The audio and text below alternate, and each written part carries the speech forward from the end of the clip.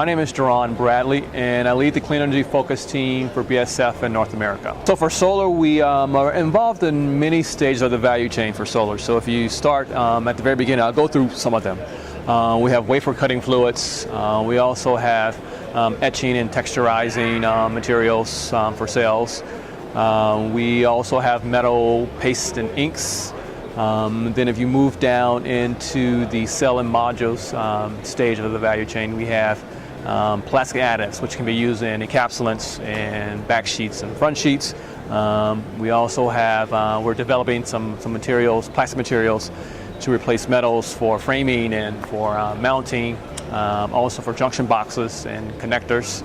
Then also, in addition to, those are more on the PV side. If you look at solar thermal, so specifically concentrated solar power, we have a molten salt material.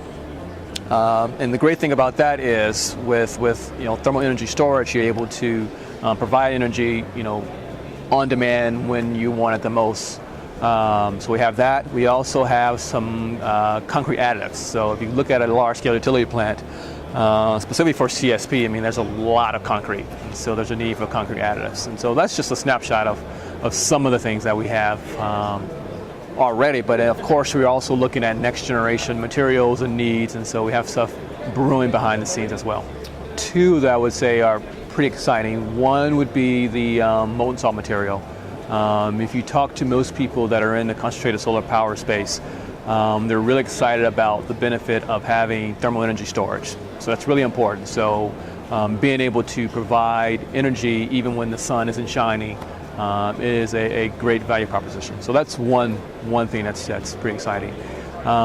Another one would be, it's really important to be able to protect cells and modules. And one protection that's needed is UV protection. And so we have a very good plastic additives to help in that regard. So those would be two things that I would call out. It's very challenging for a number of reasons. One, it's a fairly new emerging market, so you always have issues with that.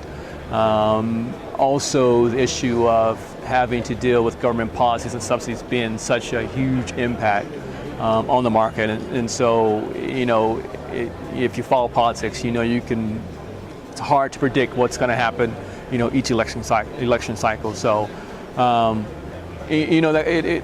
to really compete in this market, you have to understand all those market forces. So, understanding not only technology changes, but also all those outside external forces like government policy and things like that. And so it's tricky, but it's worth it in the long run. One thing I would say about BASF is, we are a large chemical company, and there's very little on the chemical side that we probably don't already do, and definitely what we have the capacity to do. We have a lot of bright people, very smart chemical engineers, very smart chemists, and other engineers as well. So there's very few problems that we could not possibly solve, and that's something that you need for these emerging markets like solar. If you are a company like BASF and you're wanting to work with companies in the solar space, you have to really know what companies are going to be here in 5 or 6 years. And so we're very active at understanding and monitoring the market. And so we actually have groups that their job is to monitor emerging markets.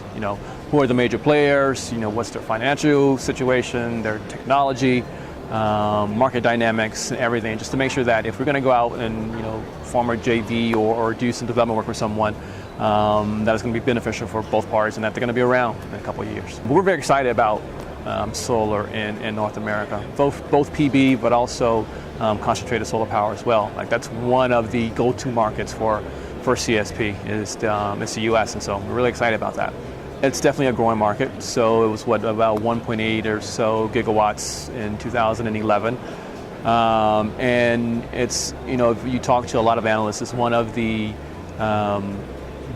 bright spots for solar, and when it comes to demand for actual installations of solar. So in terms of that, that's a positive for us to have that here. but at the same time, we must, keep abreast of what's happening in terms of government policies. Again, that's a major impact on demand. Just from a personal standpoint, I have a fondness for emerging technologies. My background is chemical engineering. I'm a geek. I went and got a PhD, and so being able to be on the next big thing in technology is really important to me, and solar fits that bill.